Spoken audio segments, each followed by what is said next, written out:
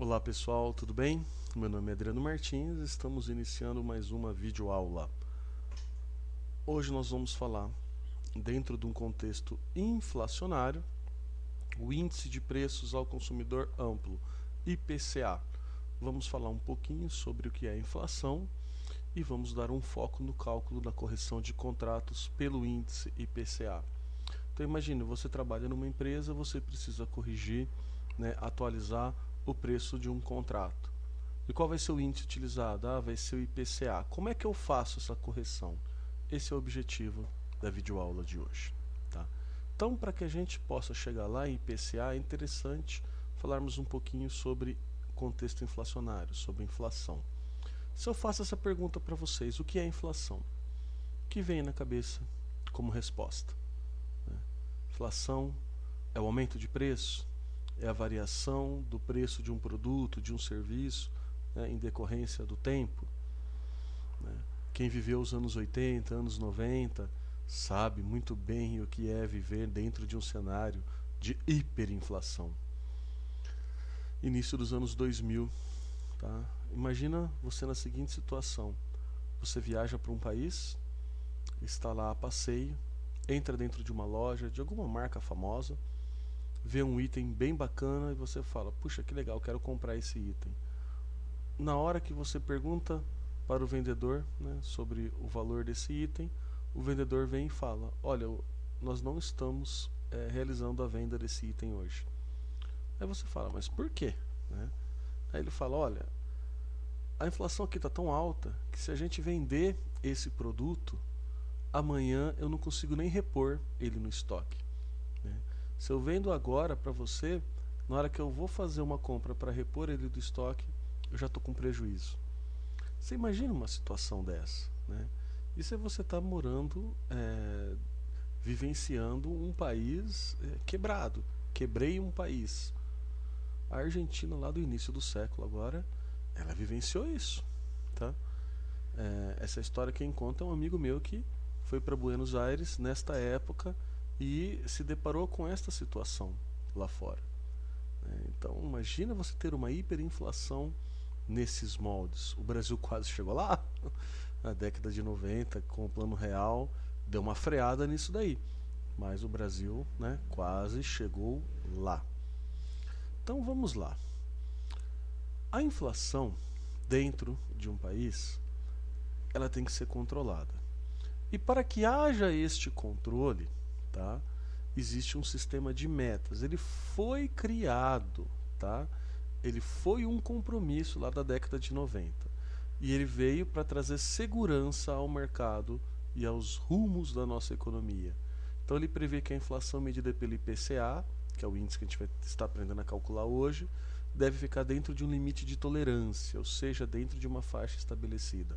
Isso serve para trazer segurança para quem faz um contrato, que vai ter aí uma atualização pelo IPCA. Olha que interessante, o governo estabelece para cada ano uma meta. É uma taxa fixa que tem que ser buscada. E a partir desse número é estabelecida uma faixa de tolerância. Quanto a inflação real pode variar acima ou abaixo dessa meta. Então o governo estabelece uma meta, determinado percentual futuro, e vem acompanhando. Se a inflação real sobe muito ou desce muito, está fora da faixa de tolerância, porque o governo estabelece o real, um limite máximo e um limite mínimo, e vem controlando. Quando a inflação real começa a se distanciar muito do centro da meta, aí é onde o governo atua, para que os índices inflacionários, principalmente o IPCA no caso aqui, ele fique dentro desta meta. Então isso aqui é para evitar o risco da hiperinflação. Já falamos, que atingiu o nosso país na década de 80, década de 90, foi freado lá com o Plano Real. Aqui nós chegamos a chegar a bater 82,4% de aumento somente em um mês, lá em 90. É muita coisa, dentro de um mês os preços quase dobrarem. Imagina, você recebe seu salário, como é que fica? Você tem que sair comprando tudo, porque senão chega no final do mês você não consegue mais comprar. Seu poder de compra cai muito. A meta serve para dar previsibilidade ao mercado, é garantia que o Banco Central não vai deixar a inflação fora de controle. Uma inflação fora de controle, ela é complicadíssima, tá? É importante aqui como referência, por exemplo, em contratos financeiros que prevêem a correção monetária pela inflação. Nós temos aqui este economista dessa entrevista ao site G1. Tá? Então, a meta ela serve para trazer previsibilidade ao mercado. Olha que interessante esse gráfico. Então, aqui nós temos o centro da meta, essa linha aqui verdinha, ou azul, né? Vou chamar de verde aqui. Então, olha que interessante, é uma linha do tempo de 1999 até 2014. Então, vamos pegar aqui, ó, final de 2014, 4.5. Esse aqui é o limite de tolerância. Esse tracejado em cima é o limite máximo, esse tracejado mais clarinho aqui embaixo é o limite mínimo. Tá? Então, o governo aqui em 99 ele começou a estabelecer a meta inflacionária dele, que é esse verdinho, e junto os limites máximos e limites mínimos. Tá? E esse Bordeaux, esse vinho aqui, é a inflação real medida no período. Ou seja, ela sempre tem que ficar acompanhando o verde, né? Olha aqui, nessa época aqui, nesse período, subiu bastante. Então o ideal é que ela acompanhe aqui o verdinho. Quanto mais próximo do centro, melhor. A partir de 2004 aqui, pode ver que ela entrou dentro do limite de tolerância e aqui ele permaneceu. Olha que legal, 2009 ficou aqui próximo, dentro do centro do estabelecido aqui. Terminou 2014 ainda dentro dos limites, dentro do limite de tolerância. Então o ideal é que ela fique aqui dentro, né? Estando dentro do limite de tolerância, legal, mas o importante, né, quanto mais próximo ao centro aqui, melhor. E olha que interessante, o que o governo faz para atingir a meta? Quando ela está descendo muito, quando ela está subindo muito aqui, ó, 6.5, ela bateu o limite. O que o governo faz para conseguir segurar essa meta? Então existe o Copom, que é o Conselho de Política Monetária do Banco Central, e ele vai tomar todas as medidas necessárias para que a inflação real fique dentro aqui dos limites, tá? Dentro dos patamares. O principal mecanismo para poder manter essa inflação é a taxa de juros, ou seja, toda vez que os preços começam a subir, ela está saindo. Vamos pegar aqui, ó, entre 2011 e 12 como exemplo, 11. Quando ela está subindo demais, o que o governo faz? Ele eleva a taxa Selic. Isso faz com que o crédito fique mais caro e incentiva as empresas e as pessoas a gastarem menos. Fica mais caro você fazer um empréstimo, você buscar recurso de terceiro. Ou seja, dessa forma você você desincentiva a economia, as pessoas gastarem. Então, quanto menos as pessoas gastam, a tendência é que os preços também subam menos. Se você tem poucas pessoas gastando, as empresas não vai ficar subindo o preço, porque ninguém está comprando. Então, vai subir menos. Então, o governo ele utiliza aqui a taxa Selic como um desses mecanismos. Vamos falar propriamente dito agora do IPCA, o Índice de Preço sobre o Consumidor Amplo, que ele é medido mensalmente pelo IBGE, Instituto Brasileiro de Geografia e Estatística. Ele foi criado para oferecer a variação dos preços do comércio para o público final, ou seja, os preços do comércio para nós, consumidores. Ele é considerado o índice oficial de inflação do país. Tá? Então, a maioria dos contratos, que agora a gente vai chegar propriamente dito no nosso foco da nossa aula, a maioria dos contratos de prestação de serviço das empresas que você porventura venha trabalhar ou já trabalha, eles têm uma correção, você pode estabelecer contratualmente uma correção dos valores, do valor do contrato. Então, você estabelece o IPCA como índice de atualização monetária. Isso ocorre com bastante frequência. Tá? Qual que é o período de coleta? Como que é criado? Como que se chega no percentual de atualização do IPCA? Então, é colhido os valores dentro do mês, do primeiro ao último dia do mês. E quais são os valores de quais estabelecimentos? Os comerciais, prestadores de serviço, a domicílios para verificar o valor de aluguel e concessionárias de serviço público, água, luz, telefone, etc. Os preços obtidos são efetivamente os preços cobrados ao consumidor para pagamento à vista. Quais são, então, os estabelecimentos comerciais, serviços e domicílio aqui? São 9 grupos: alimentação e bebida, artigo de residência, comunicação, despesa pessoal, educação, habitação, saúde, cuidados pessoais, transporte e vestuário. Então aqui eu tenho os grupos de produtos e serviços aonde se baseia, tá, toda a pesquisa de preço para poder estabelecer o IPCA. Mas aqui dentro nós temos subitens, né? Quais alimentações, quais bebidas, quais artigos, quais despesa pessoal. Isso aqui a gente pode destrinchar em centenas de itens que são pesquisados dentro do mês para poder estabelecer o percentual do IPCA, tá? Então uma pesquisa bastante minuciosa. O que é interessante desses dois sites aqui? São duas calculadoras oficiais do governo.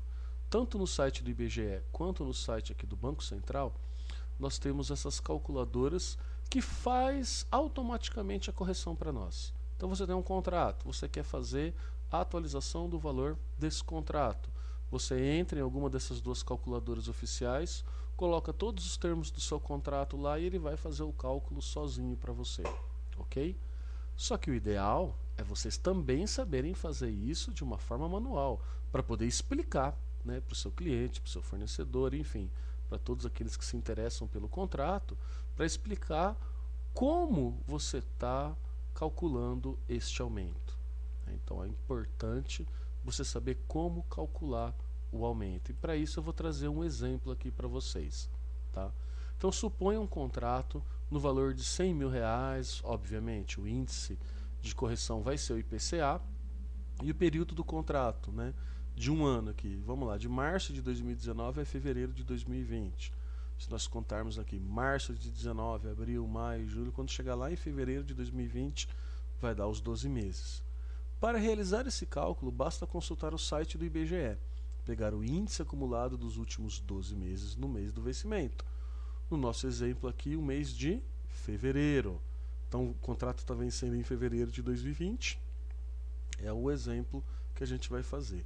Então, multiplicar esse índice pelo valor a ser corrigido. Essa é a forma mais simples de realizar o cálculo do reajuste do contrato manualmente. Por que manualmente? Porque lá no slide anterior já mostrei para vocês o site, né, que faz isso para nós também. Essa tabela aqui a gente coleta lá no site do IBGE. Lá nós temos toda a variação. Aqui é o período de janeiro de 2019 até fevereiro de 2020. Peguei aqui, né, os índices deste período.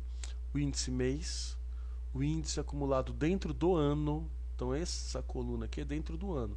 Janeiro de 19 é 0,32, fevereiro de 19 é 0,43. Então, acumulado no ano 0,32. Aí eu somo esses dois, 0,75. Somo os 3, 1,50 e assim sucessivamente. Pode ver que quando chega em dezembro de 2019, né, eu chego no topo aqui. Quando pulo para janeiro de 2020, ele zera, porque aqui é dentro do ano. Esse é o que nos interessa, a última coluna para o reajuste no contrato de um serviço. Porque ele vai estabelecer nos últimos 12 meses. Então, independente do mês que você iniciou o seu contrato, ele vai contar os últimos 12. Então, é aqui que importa para nós. Tá? Olha que interessante, o nosso contrato ele tem um valor de 100 mil, vai ser utilizado o IPCA no cálculo, e o período é de 3 de 2019 a 2 de 2020. Então, o valor do contrato, 100 mil. Vou multiplicar, tá? Qual que é o mês que a gente vai estabelecer aqui? Fevereiro. Então, como o contrato ele vai até fevereiro de 2020, eu vou pegar o meu índice de correção em fevereiro de 2020. Qual que é o índice acumulado dos últimos 12 meses? 4,0049. Estou pegando aqui 4 casas depois da vírgula, tá? Olha que interessante, vou pegar meu índice acumulado de fevereiro, que é o mês base do reajuste do contrato do meu aluguel, e vou fazer a multiplicação, 100 mil vezes 4,0049, 104.004,93. Aqui deu um 3 porque o índice, né, eu parei nas 4 casas, mas ele continua. Então, nesse caso, num contrato de 100 mil, reajustado pelo IPCA, a partir de março, o pagamento aqui de março, né, que foi registrado no mês 2, o valor já pula para R$ 104.004,93. Então é assim que a gente encontra. Essa variação veio da onde? Veio do IPCA, cuja sua composição vem dentro daqueles grupos comerciais, tá, de consumo. Então é assim que a gente faz o cálculo da correção do índice do IPCA, tá? E essa tabela aqui a gente consegue no site do IBGE, que é quem, né, estipula todos os percentuais, quem faz o cálculo, que faz a composição do IPCA, ok? Numa próxima videoaula nós vamos falar de outros índices, tá?